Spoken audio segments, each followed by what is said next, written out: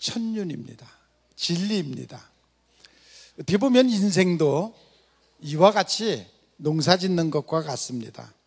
일생 동안 마음속에다가 종자를 심어 놓고 그리고 잘 가꾸면, 그러면 가을에 가면은, 아니 인생의 말년에 가서 좋은 것을 거두게 될 줄로 믿습니다.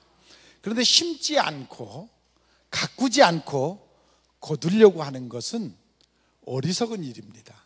그것은 분명히 어리석은 일인데도 많은 사람들이 인생을 그렇게 살아가기도 합니다.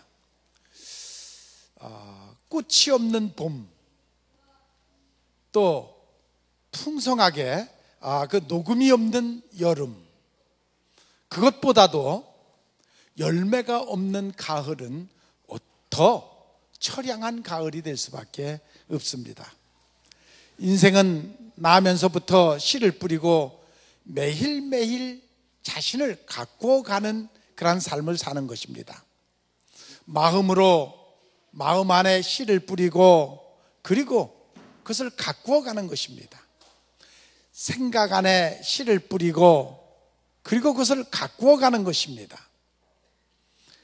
또 말로 씨를 뿌리고 그것을 가꾸어가는 것입니다. 때로는 학문에, 때로는 우리의 삶에 씨를 뿌리고 그리고 그것을 늘 매일같이 가꾸어가는 것입니다. 언젠가는 그것이 언제 거둘는지는 모르지만 때로는 내일 거둘 수도 있고 때로는 한 달 후에 거둘 수도 있고 때로는 1년 후에 거둘 수도 있고 때로는 노년에 거둘 수도 있고 때로는 내 후손들이 거둘 수도 있지만 분명한 것은 언제 때가 되면 반드시 거둔다는 것입니다. 내가 심어놓은 씨를 언젠가는 반드시 걷는다는 사실을 여러분들이 믿으시기를 바랍니다. 그런가 하면 이 땅에 심어놓은 것이 내세에 가서도 열매로 거둘 수가 있습니다. 이것을 예수님은 심판 또는 보상이라고 우리에게 얘기하고 있습니다. 그래서 예수님이 하시는 말씀이 너는 이 세상에서 썩을 것만 심지 말아라. 썩지 아니할 것을 심어라. 이 세상에서 거둘 것만 심지 말고 내세에 가서 거둘 것을 심으라. 그것이 지혜로운 인생이라고 우리에게 가르쳐주고 있습니다. 불의와 악을 심어놓고 선한 것을 거둘 수 없다는 것입니다. 사랑과 평화를 심어야 사랑과 평화를 거둘 수 있다는 것입니다. 그것이 바로 콩 심은 데 콩 나고 팥 심은 데 팥 나는 그 진리와 같은 것입니다. 예수님께서 하나를 미랄이 자라서 30배, 60배, 100배로 열매를 거두시 내가 네 인생을 그렇게 축복하신다고 또한 약속하신 것을 여러분들이 믿으시기를 바랍니다. 하나의 미랄을 심고 가꾸는 일도 쉽지 않습니다. 심은 수고, 가꾸는 수고, 그리고 인내가 필요합니다. 그래 반드시 희생한 것 많지, 수고한 것 많지 거둔다는 사실도 여러분들이 믿으시기를 바랍니다. 수고와 희생이 없이는 결코 거둘 것이 없습니다. 그러나 우리가 또 하나 깨달아야 될 것이 있는데, 내가 심고 내가 가꾼다고 해서 그것이 다 열매는 아닙니다. 그 열매를 자라게 하시는 이가 있습니다. 내가 심고 내가 가꾸지만, 내가 수고를 하지만 그것으로 다 되는 것이 아니라 그 열매를 자라게 하시고 열매 맺게 하시는 이가 계십니다. 그것을 잊어서는 아니 됩니다. 내가 심었으니까, 내가 가꿨으니까 당연하게 내가 얻는 것이라고 생각하면 그것도 하나가 부족한 어리석은 생각입니다. 그것을 가꾸는 분이, 자라게 하시는 분이, 열매 맺게 하시는 분이 계시는데 그분이 바로 창조주 하나님이십니다. 그 하나님을 여러분들이 믿으시기를 바랍니다. 그래서 오늘은 그 하나님께 내가 심고 내가 가꾸었지만 열매를 자라게 하시고 열매를 맺게 하신 그 하나님 앞에 감사의 예배를 드리는 바로 그런 날인 것입니다. 여러분들의 마음속에 그 하나님을 만나시고 그 하나님 앞에 감사하는 여러분들이 되시기를 바랍니다. 하나님이 계시는 곳이 두 군데라는 말이 있습니다. 한 곳은 천국이라는 곳에 하나님이 계십니다. 또 한 곳은 감사하는 마음 안에 하나님이 계시다고 합니다. 셰익스피어는 말하기를 감사하지 않는 것은 거짓말하는 것보다 더 악한 것이고 또 부도덕한 것보다도 더 나쁜 것이라고 얘기를 했습니다. 솔로몬이 예루살렘 성전을 건축하고 봉헌식을 할 때 악사 120명, 악기를 하는 120명을 불러다가 저금과 피파와 수금을 치게 했습니다. 그리고 그들이 나팔을 불며 노래를 부르는데 그 노래는 하나님을 향한 찬양의 노래였는데 그 찬양의 가사는 선하시도다, 그가 자비하시도다, 영원하시도다, 그는 선하시며 자비하시며 선하신 분에게 우리가 감사의 찬양을 드립니다 하고 그들이 찬양을 할 때 마치 이스라엘 백성들이 광야를 갈 때에 불기둥과 구름기둥으로 하나님의 임재를 느끼셨던 것처럼 이스라엘 백성 그 많은 사람들이 다 하나님의 임재를 느꼈던 것처럼 예루살렘 성전에서 그들이 그렇게 찬양을 할 때, 예배 드릴 때 그곳에 하나님의 임재를 그들이 느꼈다라고 얘기하고 있습니다. 오늘 이 예배를 통해서 이 교회 안에 하나님의 현존하심을, 임재하심을 체험하는 그러한 예배가 되시기를 바랍니다. 오늘 이 예배를 통해서 여러분들의 심령 속에 임재하시는 하나님, 충만하신 하나님을 체험하는 그러한 예배가 되시기를 바랍니다. 우리가 감사하며 살아야 할 것은 불평불만할 때 그 자리에 악한 영이 틈타기 때문입니다. 그래서 우리의 삶에 언제나 감사가 넘쳐야 됩니다. 군목회를 하는데 그 군목 한 분이 간증을 하면서 찬송 속에 계신 위대한 하나님입니다 라고 하면서 간증을 하는데, 자기가 어느 부대에 가서 군목을 하고 있는데 지휘관의 딸이 이상한 행동을 한다고 지휘관이 우리 딸 좀 맡아서 좀 관리를 해달라 그래갖고 그 집에, 지휘관네 집에 갔대요. 그랬더니 그 딸이 고2인데 완전히 악한 귀신이 들었더래요. 군목을 보더니 화분을 던지면서 막 욕을 했대요. 그런데도 이 군목이 그 자리에 딱 엎드려서 찬송을 불렀대요. 계속 찬송을 불렀대요. 그랬더니 그 딸에게 변화가 오고 악한 영이 물러가고 완전히 새 사람으로 변했다라는 그런 간증을, 그래서 찬송 속에 계신 하나님, 찬송의 능력을 우리에게 간증한 것을 들은 적이 있습니다. 혹 여러분들의 가정에 악한 영이 틈타고 있지는 않습니까? 여러분들의 심령 속에 한 구석에 악한 영이 토사리고 있지는 않습니까? 여러분들이 열심히 하나님 앞에 찬양하시기를 바랍니다. 그래서 하나님의 현존하심을, 임재하심을 체험하는 여러분들이 되시기를 바랍니다. 데살로니가 5장 16절에 보면 항상 기뻐하라, 쉬지 말고 기도하라, 범사에 감사하라 하셨습니다. 이것이 그리스도 안에 있는 예수를 믿는 사람들의 삶이라고 우리에게 얘기하고 있습니다. 이것이 바로 또 우리를 향하신 하나님의 뜻이라고 얘기하고 있습니다. 여러분 모두가 범사에 감사하는 여러분들이 되시기를 바랍니다. 찬송은 부를 때까지는 찬송이 아닙니다. 찬송은 부를 때 찬송이 되는 것입니다. 사랑도 입으로만 하는 사랑이 아니라 정말 행할 때 그것이 사랑이 되는 것입니다. 믿음도 감사의 생활이 따를 때 비로소 그 믿음이 그 안에 나타나는 것입니다. 여러분들의 믿음이 얼마만큼 됩니까? 여러분들의 믿음이 오늘 감사절을 당하여서 하나님 앞에 감사의 표현을 한 것만치 여러분들의 믿음인 것입니다. 그것이 바로 여러분들의 믿음의 저울입니다. 얼마만큼 내가 하나님 앞에 감사하는 마음을 가지고 1년 동안 지켜주시고 사랑하신 하나님의 은혜에 대해서 얼마만큼 감사의 표현을 했습니까? 여러분들이 감사의 표현을 한 것만치 바로 그것이 여러분들의 믿음인 것입니다. 스스로 속지 마십시오.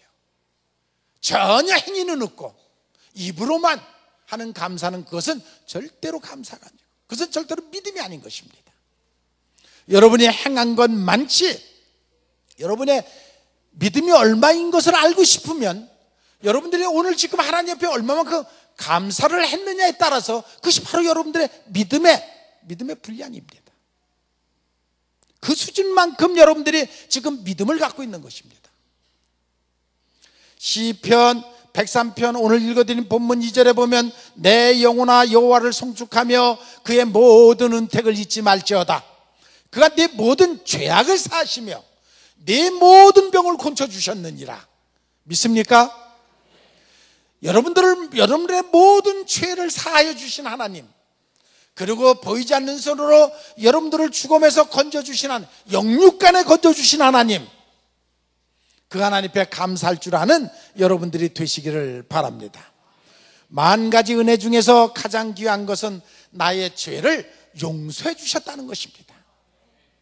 하나님의 용서의 은혜를 여러분들이 깨달으시기를 바랍니다. 지옥에서부터 나를 건져주셨다는 것입니다. 그리고 천국으로 인도하셨다는 것입니다. 무엇을 통해서?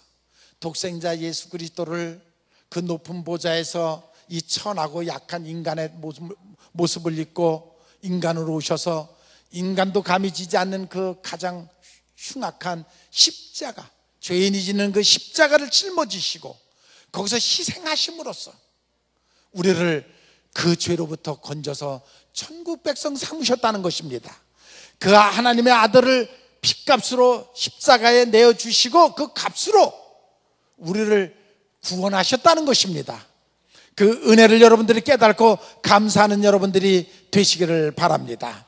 늘 우리와 함께 하시며 성령 안에서 우리를 믿게 하시고 성령의 삶 속에서 우리를 체험하게 하시고 체험을 통해서 우리를 구원해 주시는 하나님, 그 하나님을 여러분들이 믿으시기를 바랍니다. 신앙은 체험입니다. 체험이 없는 신앙은 죽은 신앙입니다. 여러분들이 그리스도 안에서 은혜를 늘 체험하고 그 체험에 늘 감사하고 감격하고 사는 것이 살아있는 그리스도인의 삶입니다. 여러분들의 삶 속에 전혀 하나님의 은혜를 체험하지 못한다 그러면 그것은 죽은 신앙입니다.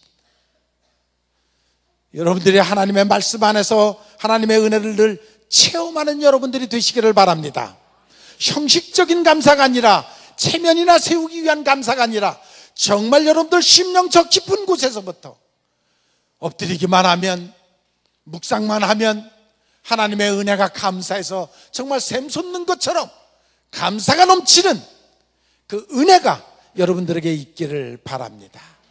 그것이 바로 축복받은 그리스도인의 삶인 것입니다. 한번 말씀드린 것 같은데 제가 시골에서 목회할 때 저는 그저 늘 시간만 나면 다 농촌에서 일하고 바쁘시니까 때로는 뭐 양계장이 바쁘면 양계장 가서 알도 달아주고, 그때는 다 손으로 달 때니까 또 모낼 때 되면 가서 모도 내주고, 또 채소 뭐 같은 거 이렇게 추수할 때면 가서 그거 해주고, 한 번은 권사님네 집에 갔더니 막 그 채미를 수확할 때, 그래서 채미를 막 수확을 하고 그걸 또 채미를 선별을 해야 돼요. 좋고 나쁜 거, 크고 작은 거 선별해 가지고 이제 그 다음날 아침에 일찌감치 가서 시장에 가서 팔아야 되니까요. 그래서 하루 종일 채미 수확해서 이제 선별을 해드리고, 그리고 올 때 되니까 다 선별 끝나니까 목사님 이거 좀 갖다 잡수시라 그러면서 한 봉지를 담아주는데 그것이 팔지 못하는 것들이에요. 팔 것들은 다 이제 이렇게 해서 그 당연한 거예요. 그냥 저도 뭐 아무 생각 없이 그건 뭐 당연한 거예요. 팔 거는 가서 팔아야 돼요. 돈 벌어야 되고 팔 수 없는 것들을 한 봉지를 담아주길래 갖고 오면서 근데도 슬쩍 스쳐가듯이 조금 기분은 나빴어요. 아무튼 좋지는 않았어. 그래도 뭐 그 당연한 것처럼 그냥 받아 갖고 갔어요. 근데 그날 오후가 됐는데 니아가로 그 팔러 가신 분이 그냥 니아 같이 싣고 그냥 교회로 왔어요. 목사님 이거 다 잡수세요 그러더라고요. 오늘 가니까 안 팔리더래. 그 채미가 계속 안 팔리더래. 그래서 왜 안 팔리나 하고 자기가 기도를 해봤대요. 기도를 했더니 목사님한테 썩은 채미 준 것이 그게 확 걸리더래. 벌레 먹은 거 준 것이 확 걸리더래요. 그래서 있다 모르겠다고 싣고 왔다고 줬다가 교인들 주든지 다 주시라고 그런 적이 있었대요. 하나님도 우리의 정성을 보십니다. 여러분들의 믿음을 보십니다. 오늘 하나님 앞에 혹시 벌레 먹은 거 썩은 것 드린 사람은 없습니까? 회개하셔야 됩니다. 온전한 것, 정성을 다하는 마음으로 하나님 앞에 드려야 됩니다. 말라기 1장 7절에 보면 너희가 더러운 떡을 내 제단에 드리고도 말하기를 내가 어떻게 주를 더럽게 할 수 있겠나이까. 더러운 떡으로 하나님 앞에 제사를 드리고 난 다음에 하는 말이 내가 어떻게 하나님을 더럽게 할 수가 있게. 만군의 여호와가 이르노라 너희가 눈먼 곳 희생제물을 바친 것이 어찌 악하지 아니하며 저는 것 병든 것을 드린 것이 어찌 악하지 아니하겠느냐. 그것은 너희 총독에게 드려봐라. 그가 너를 기뻐하며 받아주겠느냐. 병든 것 정말 팔 수 없는 것을 드리고 그리고 내가 왜 악합니까? 하나님 앞에 드리지 않았습니까? 그래서 그렇게 말할 수 있게. 그러면 네가 그것을 네 높은 상관에게 한번 갖다 줘봐라. 그러면 네 높은 상관이 그것을 받겠느냐. 내가 썩은 것 병든 것 하나님 앞에 드려놓고 내가 온전한 예배를 하나님 앞에 드렸나이다. 하나님이 그 제물을 받으시겠느냐. 하나님은 우주 만물을 창조하신 분인 것입니다. 이 땅에 없는 것이 없으신 분인 것입니다. 그리고 사람도 하나님의 형상대로 창조하신 분입니다. 하나님이 사람을 창조하신 것은 사람을 통해서 영광을 받기 위하여 사람을 창조하셨다고 그랬습니다. 또 하나님이 왜 영광을 받기를 원하시냐면 영광 받는 것만치 그를 축복해 주시기 위해서. 그래서 하나님이 인간을 창조하셨다는 것입니다. 여러분들의 마음이 할 수만 있으면 자식에게 정말 좋은 걸 주고 싶고 축복하고 싶고 하는 그 마음이 하나님으로부터 받은 마음입니다. 하나님이 정말 여러분들을 축복해 주시고 잘해 주고 싶은데 그럴 만한 그릇이 돼야 됩니다. 그릇이. 그렇지 않은 그릇에다가 부어봤자 다 새버리고 다 넘쳐버리고 오히려 그것이 더 나쁜 결과를 가져옵니다. 여러분들 그 복을 받을 만한 그릇을 만들어야 됩니다. 그것을 보시고 축복해 주시기를 원하시는 하나님, 그 하나님을 여러분들이 믿으시기를 바랍니다. 축복과 부는 다릅니다. 세상의 부는 수단과 방법을 총동원해서 맨 부는 다 고통과 같이 함께 정말 나를 받길로 차고 도망갑니다. 그러나 하나님으로부터 받는 축복은 그건 축복입니다. 그것은 항상 넘치도록 항상 만족하도록 도망가는 것이 아니라 자손대대로 받는 복인 것입니다. 그 축복을 하나님으로부터 받는 그 축복을 평안과 함께 누리는 그 축복을 받는 여러분들이 되시기를 바랍니다. 하나님으로부터 오는 축복은 잠시 손해볼 수도 있지만 그것을 통해서 더 큰 지혜와 더 큰 능력을 받는 것을 믿으시기를 바랍니다. 같은 것을 받아도 부족하게 느끼는 사람이 있고 가난한 사람이 있고 같은 것을 받아도 늘 만족하며 부하게 사는 사람이 있습니다. 바로 믿음으로 받는 축복, 그것은 그와 같은 것입니다. 엘리야 시대에 3년 6개월 동안 가뭄이 들었습니다. 먹을 양식이 없었습니다. 사렙 과부가 한 끼 먹고 자식과 같이 죽을 양식밖에 남지 않았는데, 그런데 그것을 선지자가 갖고 오라고 합니다. 그런데 이 사렙 과부가 엘리야의 말에 순종을 해서 그것을 갖다 드렸습니다. 엘리야가 기도하고 나서 밀가루 통이, 기름통이 항상 차고 넘치도록 부어주시는 것을 믿으시기를 바랍니다. 이것은 그의 믿음을, 신앙을 시험하시고 축복해 주시는 하나님, 이 사렙 과부는 하나님이 그런 축복의 능력이 있다는 것을 믿었습니다. 그 믿음대로 했습니다. 그 믿음이 그런 결과를 가져오는 것을 볼 수가 있습니다. 예수님의 머리 위에다가 나의 한 양을 부어드린 마리아처럼, 그의 이름이 영원한 것처럼 우리가 하나님의 아들 예수 그리스도를 믿는 믿음이 있다 그러면 그와 같은 일을 할 수 있습니다. 시편 50편 23절에 보면 감사로 제사를 드리는 자가 나를 영화롭게 하나니 그의 행위를 옳게 여기는 자가 내가 하나님의 구원을 그에게 보이리라 말씀하셨습니다. 우리가 감사주의를 당해서 물질로 받은 것도 감사합니다. 그것도 중요하지만 정말로 하나님 앞에 감사 보답할 수 있는 것이 더 큰 것이 있습니다. 그것은 바로 영혼 구원입니다. 우리가 물질로 하나님 앞에 감사하는 것도 중요하지만 더 중요한 것이 있는데, 하나님을 가장 기쁘시게 하는 것이 있는데, 그것은 바로 영혼 구원하는 것입니다. 충현교회라고 있는데 거기 신성종 목사님이 계셨습니다. 그가 굉장히 큰 교회죠. 우리나라의 대표적인 교회인데, 그 목사님이 일주일 동안 천국과 지옥을 갔다 왔습니다.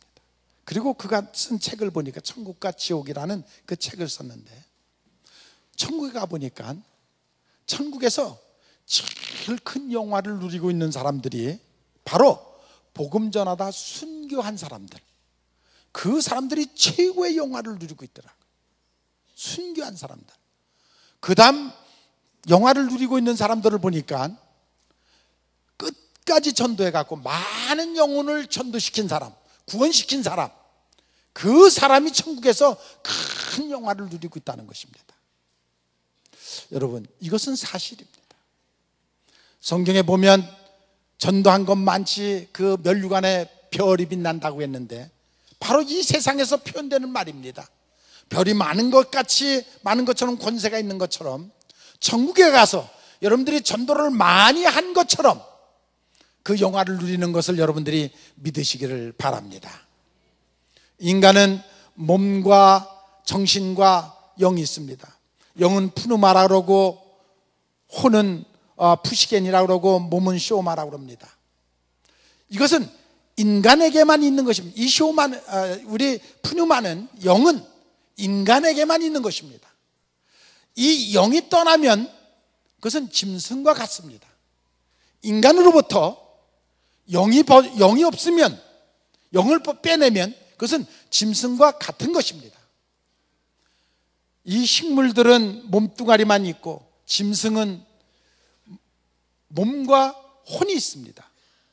사람도 영이 없으면, 몸과 혼만 있으면 그것은 짐승과 같은 것입니다. 우리가 죄를 지음으로써 혼이 떠나가 있는 것입니다.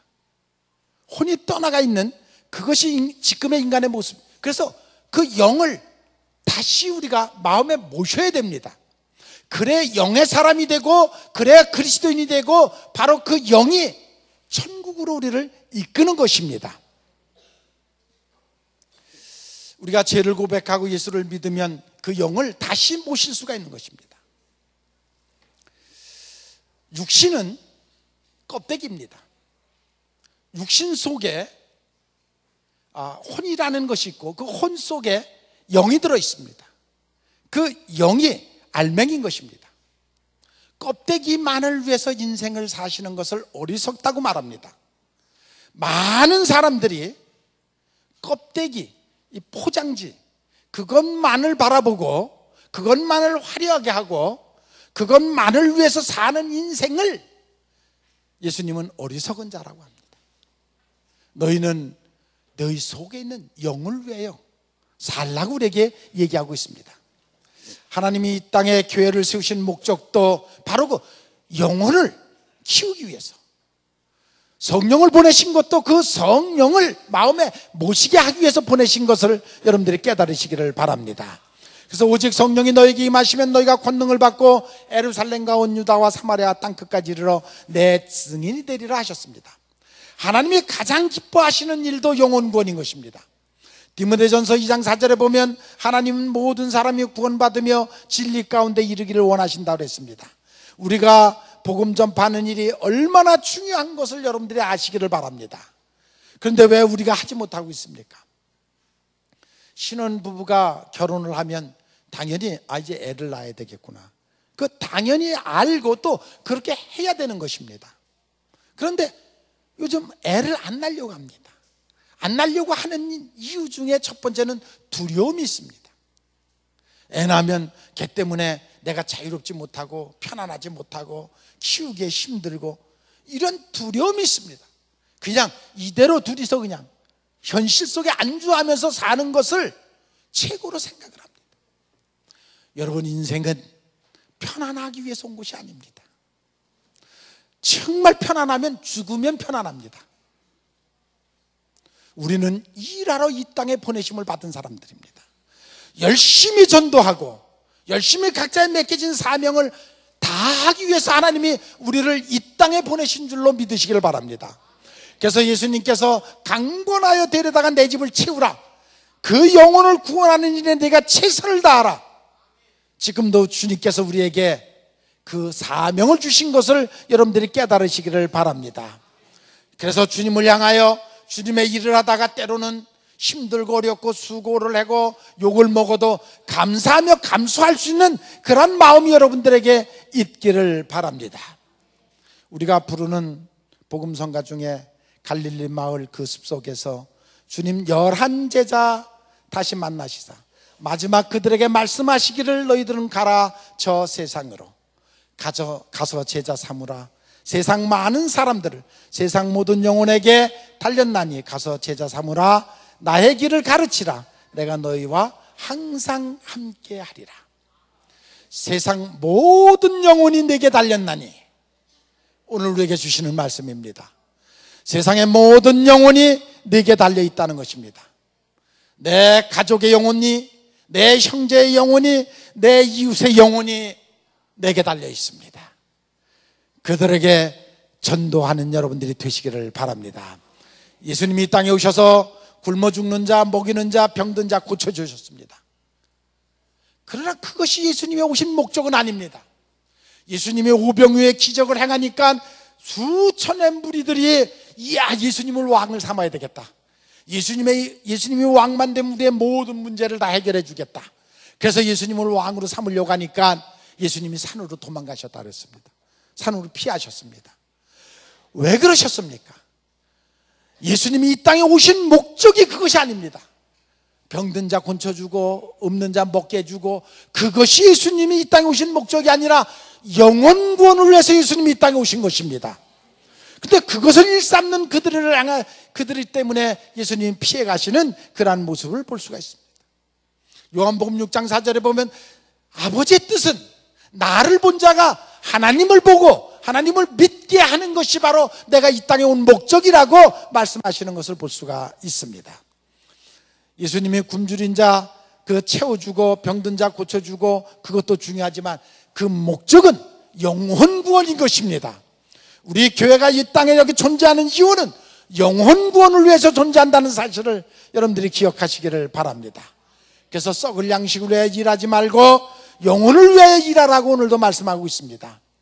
많은 무리들이 이제 그 얘기를 듣고는 우리는 양식을 구하고 병든 것이 낫기로 해서 예수님을 따랐는데 예수님은 지금 다른 소리를 한다. 그러니까 무리들이 다 따르던 무리들이 떠나갑니다. 그러니까 예수님이 제자들을 마놓고 너희들은 왜 안 가느냐? 다 가는데 너희들은 왜 안 가느냐?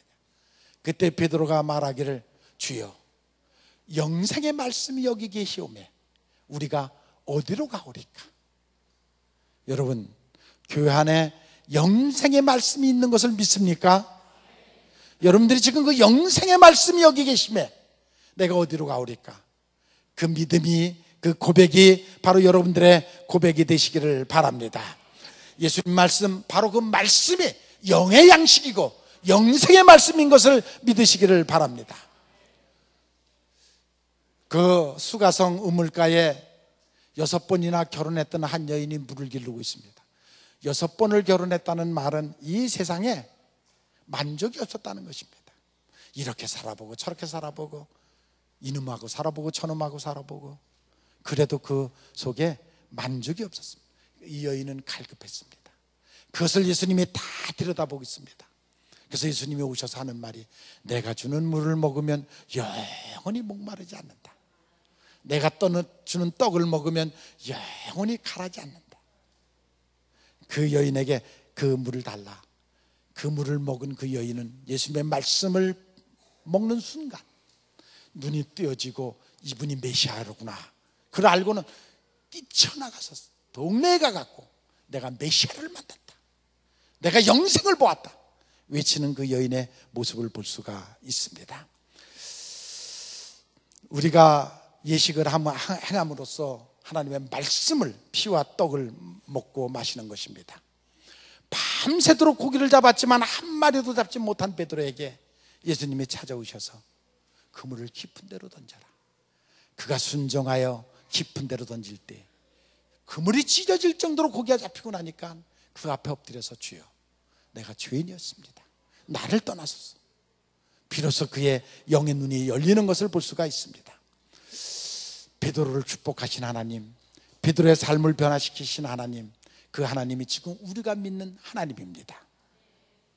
여러분들에게 그러한 믿음이 있기를 바랍니다. 그리고 여러분들의 삶에 그런 변화가 일어나기를 바랍니다. 인생을 변화시키시는 분, 그분을 만나면 여러분들의 인생이 수지 맞는다는 것을 깨달으시기를 바랍니다. 옆에 분들과 인사하세요. 예수 믿으면 수지 맞습니다. 예수 믿으면 축복받습니다.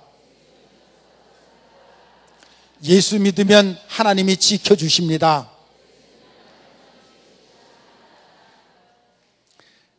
나는 여러분들이 모르는 감사가 있습니다. 하나님이 그때마다 주시는 영감, 얼마나 저는 그것 때문에 감격하는지 모릅니다. 보이지 않는 손으로 나를 이끄시는 주님을 나는 만납니다. 나의 인생길을 인도하시는 그 보이지 않는 손을 가지고 그때마다 나의 인생길을 인도하시는 그 하나님을 저는 만납니다. 언제나 주님을 부르면 내 가슴 깊은 곳에서부터 벅찬 감사가 샘솟듯이 넘쳐 흐릅니다. 그 감사가 저희 인생길을 이끌어가고 있습니다.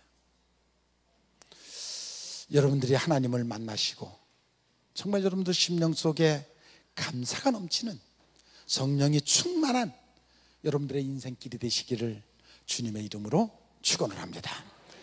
언제나 우리를 인도하시는 아버지 하나님,